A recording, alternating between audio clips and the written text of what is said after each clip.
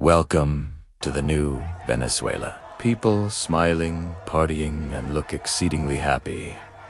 Don't they, for a change? I wonder why that is. Let's have a look and give an overview for you. January 2026 has become a major turning point for Venezuela, shaking up its political landscape and its relationship with the world. In this video, we'll break down the key events, explain how the country got here, and explore what might come next. Let's start with the leadership change that triggered this crisis. Nicolas Maduro is currently facing legal proceedings in the United States connected to long-standing criminal allegations. With Maduro abroad and involved in this legal process, Venezuela's vice president, Delcy Rodríguez, has stepped in to assume the role of interim president. However, this transition is far from simple. It's been heavily contested by various political factions within the country, creating a highly sensitive and volatile situation on the ground. The legitimacy of this new leadership is at the very center of the current political storm. As the internal power struggle unfolds, the international community has become deeply involved. The United States has officially announced it will play a temporary role in overseeing Venezuela's political transition. U.S. officials have stated that their involvement is aimed at ensuring stability during this fragile period and supporting a peaceful, eventual transfer of power to a democratically elected government. As you can imagine, this move has ignited a fierce debate on the world stage, with many nations questioning the motives and legality of such intervention. But how did Venezuela reach this breaking point?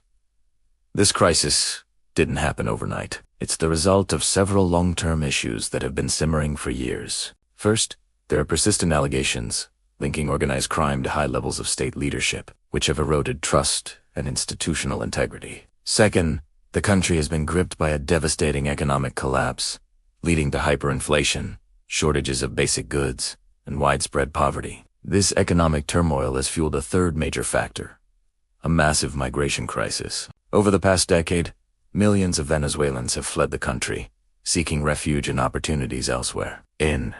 Finally, a history of disputed national elections has deepened political divisions and undermined the legitimacy of the government in the eyes of many citizens and international observers. Together, these factors created a perfect storm, weakening Venezuela from within and amplifying pressure from the outside. To truly understand the situation, we have to look at the economic context. It's a tragic irony that Venezuela, a country sitting on the world's largest proven oil reserves, is in a state of economic ruin. For decades, its economy was powered by oil, but years of mismanagement, corruption, and a lack of investment in infrastructure crippled the state-owned oil company. Compounded by international sanctions, oil production plummeted, starving the government of its primary source of income. Now, some international actors believe that reviving Venezuela's energy sector is the key to stabilizing the economy. The idea is that increased oil production could generate the revenue needed to rebuild the country.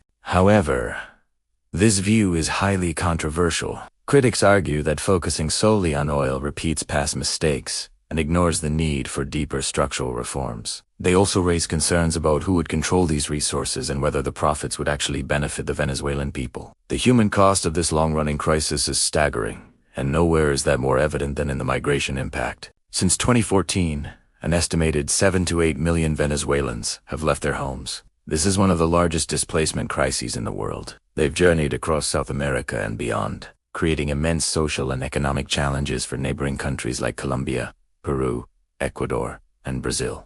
These host nations have struggled to provide resources like housing, healthcare, and education for the influx of migrants. The sheer scale of this exodus has made migration a central topic in every international discussion about Venezuela's future. Any potential solution to the political crises must also address how to support these millions of displaced people and, eventually, create the conditions that might allow them to return home safely. As you might expect, the global reaction to these recent developments has been anything but unified. The world is sharply divided. On one side, countries like Russia, China, and some of Venezuela's regional allies have strongly criticized what they see as foreign interference. They argue that the involvement of the United States violates Venezuela's national sovereignty and sets a dangerous precedent for international relations. They insist that Venezuelans should be left to solve their own problems without outside pressure. On the other hand, a different group of nations,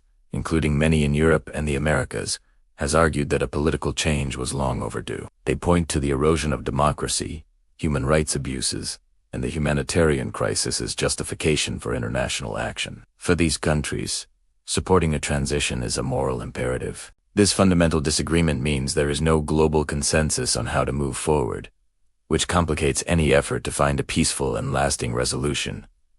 So, what happens now? Looking ahead, Venezuela faces a deeply uncertain path. The immediate future will depend on delicate political negotiations between the interim government, the opposition, and other key players. The success of these talks is far from guaranteed. In the medium term, any hope for recovery hinges on massive economic efforts. This includes everything from tackling hyperinflation and rebuilding industries to potentially restructuring foreign debt. And over the long term, sustainable stability will require meaningful international cooperation not just from a few powerful nations, but from a broad coalition of countries invested in a peaceful outcome. What happens in Venezuela in the coming months and years will not only determine the fate of its 30 million people, but will also have profound implications for the stability of the entire Latin American region. The world is watching closely.